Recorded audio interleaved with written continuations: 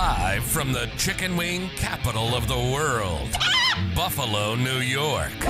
You're listening to the Childcare Bridge podcast, your source for the best tips, tools, and tactics on how to market and grow your childcare center, ensuring total domination. Total domination. This is the Childcare Bridge, and this is your host, Michael Tasner.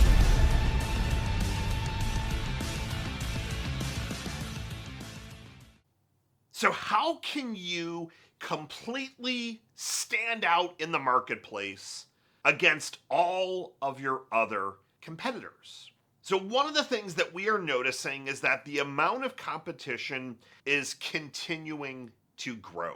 There is not, in most places, a shortage of childcare centers. And if there is a shortage in childcare centers, the big box franchises are taking notice and they're starting to open up. Now, if you take a little bit of a page or two out of the playbook from some of these franchises, and hang with me on that, because I don't want you to say, well, Michael, we're not a franchise. I get it, but I want to just give you the context before I give you a bunch of ideas to make your center completely stand out. But to do it, you need to start to think about franchises. So one of the big things that someone buys when they're buying into a franchise is a system, a repeatable system. Here's the playbook. Here are the standard operating procedures. Here's how you do X. Here's how you do licensing. They help you with most stuff. And I'm going to say most stuff, and we'll say that with air quotes, because we obviously work with a lot of franchisees that need help and support on the marketing side.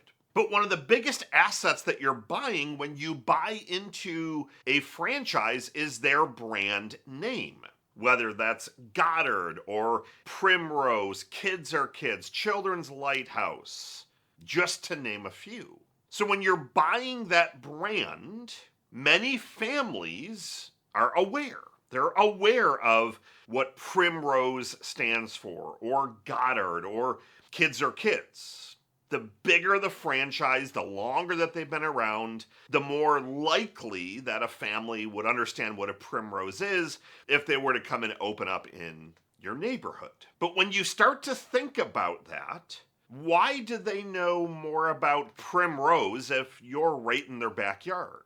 Yes, they probably have more marketing dollars and marketing assets, but that's on a global scale. It's a global level. If they're not already opened in your backyard, why would a potential family that's considering enrolling with you know a lot about some of these franchises that may not already be there? And that's because they have things that make them very unique. They have certain, not even processes, but certain teaching frameworks. They have certain styles, the designs, the aesthetics. There's certain really high-end, typically high-end designs, certain enrichment programs. Like there's all these different things that come with that. Not only do they start to stand out because, well, they're a franchise brand and they're well known, but they have all of these extra things. Now, before I give you some of the ideas that I want you to marinate on and consider implementing, one of the things that I've realized is that when I go into the conversation of how are you different from other centers, many owners will tell me, well, we don't really do anything differently. But then when I start peeling back the layers of the onion, start realizing that there's actually a lot of little things that you do differently. So your first piece of business to attend to, your first piece of homework, is that I want you to reflect for as long as it takes, 5 minutes, 5 hours, 5 days. Write down all the things that you feel that you do uniquely different. And I want you to look from everything from before they enroll to while they're enrolled to even after they leave. And the chances are going to be pretty high that there's some things that you're like, well, yeah, we do this, but we really don't even talk about it. So I'm hoping that you find a couple things in that exercise. Now, if you tell me, Michael, we got nothing. We're a traditional daycare. We have nap time. We have standard curriculum. We don't do enrichment. We don't have anything extra. Like, And I'm not saying that's the bottom of the barrel center by any means. There's a lot of very successful centers that's the type of care that a family's looking for. Even if you're a higher end facility, you've got nicer facilities, but you're like, well, we still do everything very similar to everyone else. I'm still going to push back and challenge you that I'm sure there's some things that you do differently, but I'm going to now give you some ideas that you can consider. So the first one, and I'm going to go in no particular order. I might tell you, hey, I would really suggest you focus here, but I'm going to give you them in no particular order because some of these are going to resonate with you more than others. You might be like, I love that. I can do it. Done. Let's go. But I want to give you some things that I am not seeing in the marketplace with the, not even hundreds, with the thousands of centers that we're working with. I don't just have a back seat and or front seat view to a handful of centers maybe that are around me, but we're talking thousands, and not only in the US, but across the UK as well as a few other countries. So I can see what everyone is doing. And if there are certain things that I'm like, that's an amazing idea that this center is doing, and I don't really see that anywhere else, I'm going to give you the idea to let you marinate on it. Some of these will be things that centers are doing, but very, very few, and others are going to be ones that you've never heard of, that I've never seen a center do. So again, no particular order. First one is micro niche specialization. So you've got different types of care. You've got Montessori and Reggio Emilia, STEM or STEAM, Spanish immersion. So you've got those, and that's definitely one way to start to stand out. But Montessori is not something that makes you completely unique anymore because there are tens of thousands of centers that identify as Montessori. How could you take one of those specializations or your center as it is and take it to a whole nother level of specialization?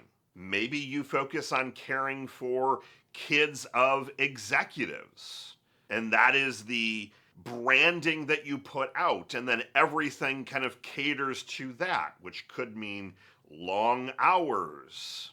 It could mean certain ways of updating the family, which we'll talk about in terms of how they get their updates.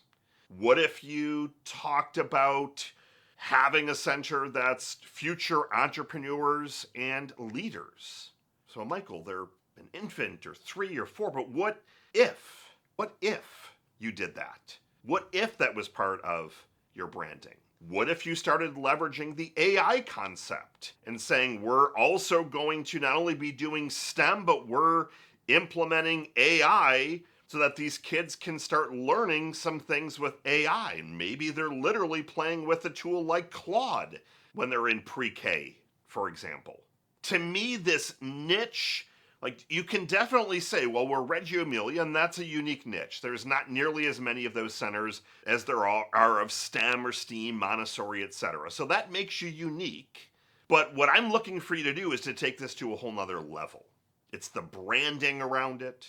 And it's not that I'm looking for you to box yourself out, but if you're in an area that there's a lot of competition and you're just not getting it done, how can you niche, specialize, so that you are competing in a realm of one, literally a realm of one. So that's the first idea that I want to give to you. And there's plenty of other examples around that.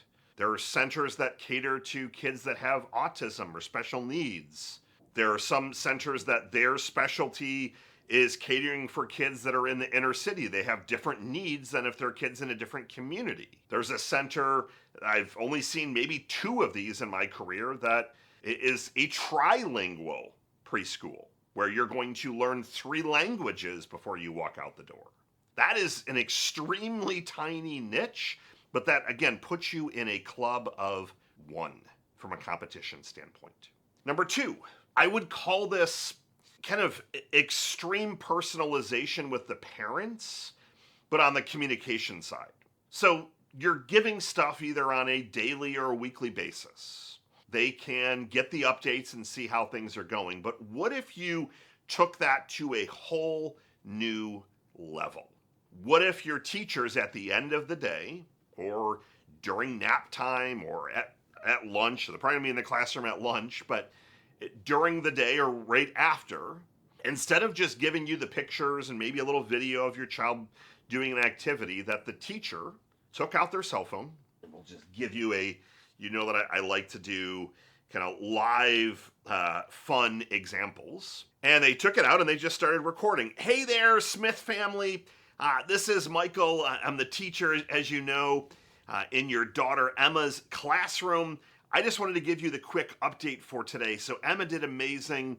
You'll see all the notes. You'll see the food that we had today. We did these couple of activities. It was a really great day. Drop off was exceptional with her. She's making another friend, so ask her about her new friend, Sarah. And as a reminder, on Friday, we have coffee with Dad, so make sure that you are there as well. I'll catch up with you tomorrow. Have a great rest of your day. So to me, this is like the parent experience platform, where you're starting to partner a little bit more with the parents on that communication style. If all the other centers are giving their updates through a tool like Brightwheel or ProCare, and it's the text stuff and a couple of pictures, that's fine. We want you to go to a whole nother level.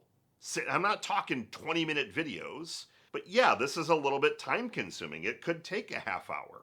But if no one else is doing it, that's going to help you stand out.